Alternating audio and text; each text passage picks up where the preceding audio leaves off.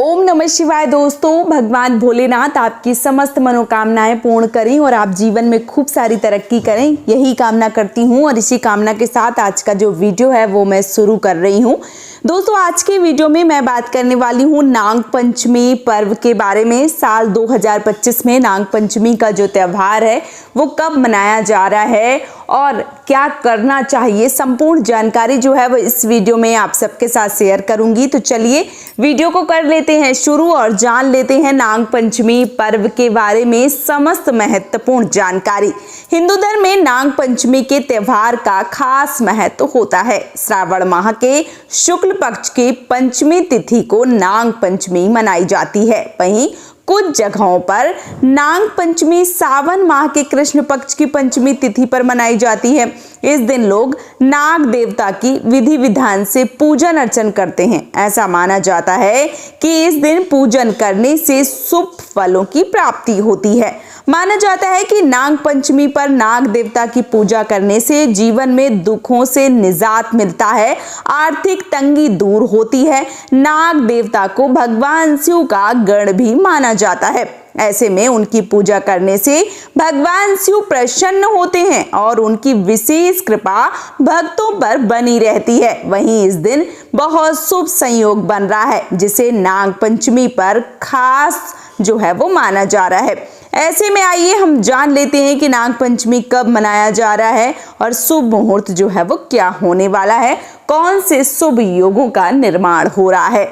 तो इस साल नाग पंचमी के दिन बहुत ही शुभ 2 योग बन रहे हैं, जो इस दिन और भी खास बना देते हैं नाग पंचमी पर्व को। बता दें कि कृष्ण पक्ष की पंचमी तिथि के दिन मनाई जाने वाली नाग पंचमी को सौभाग्य योग का निर्माण हो रहा है। वहीं शुक्ल पक्ष की पंचमी तिथि को मनाई जाने वाली नाग पंचमी के दिन शिव योग भी बन रहा है। ऐसे में नाग देवता और भगवान शिव की पूजा करने से व्यक्ति की समस्त मनोकामनाएं पूर्ण हो जाती हैं। बात करूं कि नाग पंचमी का जो पर्व है वो कब है और शुभ मुहूर्त जो है वो क्या होने वाला है, तो इस साल जो पंचमी तिथि है वो 28 जुलाई को रात्रि को 11:25 से प्रारंभ होगी और इसका समापन 29 जुलाई को रात्रि को 12:47 पर हो रहा है। ऐसे में नाग पंचमी का जो पावन पर्व है वो 29 जुलाई को नाग पंचमी जो है वो मनाई जा रही है। तो इस दिन आप भी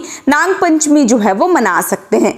किस प्रकार से आपको पूजन अर्चन करना चाहिए, तो इस दिन सुबह जल्दी उठकर स्नान करने के बाद साफ स्वच्छ वस्त्र धारण करना चाहिए। इसके बाद जो शिवालय है वहां पर जाकर विधि विधान से पूजन अर्चन करना चाहिए। व्रत का संकल्प लेना चाहिए।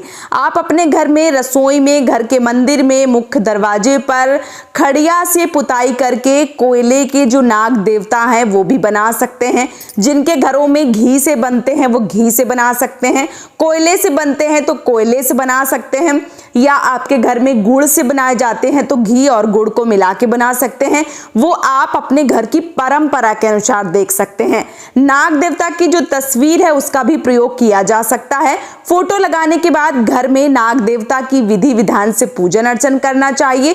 फिर खेत में या जो पास में कोई ऐसा स्थान है जहां पे दूध जो है वो इकट्ठा किया जाता है, वहां पर दूध का कटोरा रखा जाता है जहां सांप आ जा सकते हैं। विधान ऐसा किया गया है, सांप दूध नहीं पीते हैं, लेकिन इस दिन पूजा में दूध जो है वो चढ़ाना सर्वश्रेष्ठ बताया गया है। इसके साथ ही साथ शाम के समय जो दूध है वो कुछ लोग रखते हैं, कुछ लोग सुबह के समय दूध रखते हैं और कुछ लोग दीपक जलाते हैं। वो अपने अपने घर की परंपरा के अनुसार, कुछ लोग अपने घर के मुख्य दरवाजे पर जो दूध है वो रखते हैं, कुछ लोग घर के बाहर जो पार्क है वहां रखते हैं, कुछ लोग मंदिरों में रखते हैं। तो जैसा आपके घर की परंपरा है उस प्रकार से कर सकते हैं। इस दिन सेवई और चावल का भी विशेष महत्व होता है। पकवान इत्यादि बनते हैं, सेवई बनती है, बहुत सारे लोगों के यहाँ इस दिन अरबी की सब्जी बनती है। और इस दिन नाग देवता को दूध और जल से स्नान करवाया जाता है। साथ ही साथ धूप दीप नैवेद्य अर्पित किए जाते हैं। अंत में आरती की जाती है। नाग पंचमी की जो कथा है उसका पाठ किया जाता है। इससे शुभ फलों की प्राप्ति होती है। कहीं पर कुछ जगह पर जो नाग पंचमी पर्व है, इस दिन गुड़िया जो है वो भी कूटी जाती हैं और तालाब में गुड़ियाँ कूटी जाती हैं। फिर उनके यहाँ कुछ 5 तरह की जो मान लीजिए चने या बहुत सारे लोग अलग अलग नाम से जानते होंगे, लेकिन 5 तरह की जो जौ हैं उनकी एक तरह से मैं कैसे बताऊं आप सबको, जो बहुत सारे लोग समझते होंगे उसको कोरी कहते हैं, बहुत सारे लोग कुछ अलग अलग, जैसे कोई भी गेहूं हो गया या जो जौ हो गया या जो भी चीजें हैं उनको अच्छे से उबाल के बनाया जाता है और वो सब जगह वितरित किया जाता है। तो सबके घर की परंपरा जो है वो अलग अलग होती है, तो ऐसा भी कुछ लोगों के यहाँ होता है। तो अगर आपके यहाँ ऐसा होता है तो आप ऐसा भी कर सकते हैं। इसके साथ ही साथ ऐसा माना जाता है कि सावन के महीने में सांप भूगर्भ से निकलकर भूतल पर आ जाते हैं। माना जाता है कि नाग किसी व्यक्ति को नुकसान न पहुंचाए, इसलिए नाग पंचमी के दिन नाग देवता की पूजन अर्चन करने का विधान बताया गया है।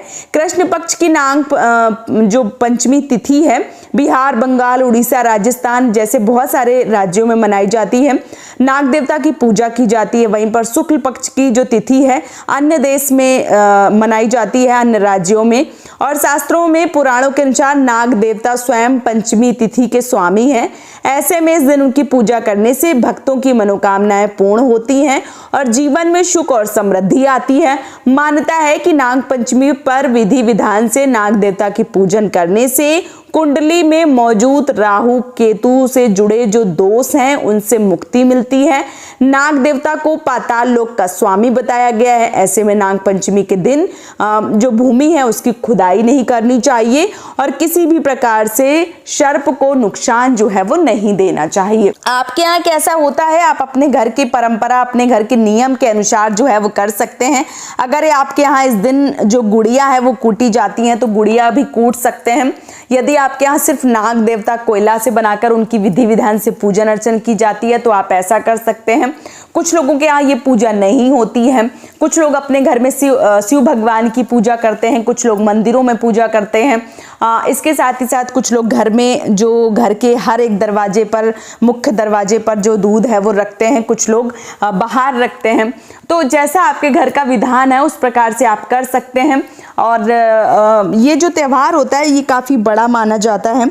जो नई नई बेटियां जिनकी शादी हुई होती है, जो भी बहनें हैं, वो ससुराल से मायके आती हैं और झूला इत्यादि, जैसे कि सावन चल रहा है तो झूला इत्यादि झूलती हैं और उनका निमंत्रण इत्यादि किया जाता है। जैसे पास में बहन बेटियां जो रह रही होती हैं उनका निमंत्रण किया जाता है, पकवान इत्यादि बनाए जाते हैं, उनको भोजन करवाया जाता है, अपने सामर्थ्य के अनुसार दान दक्षिणा जो है वो दी जाती है और विशेष प्रकार से पकवान जो है वो बनते हैं।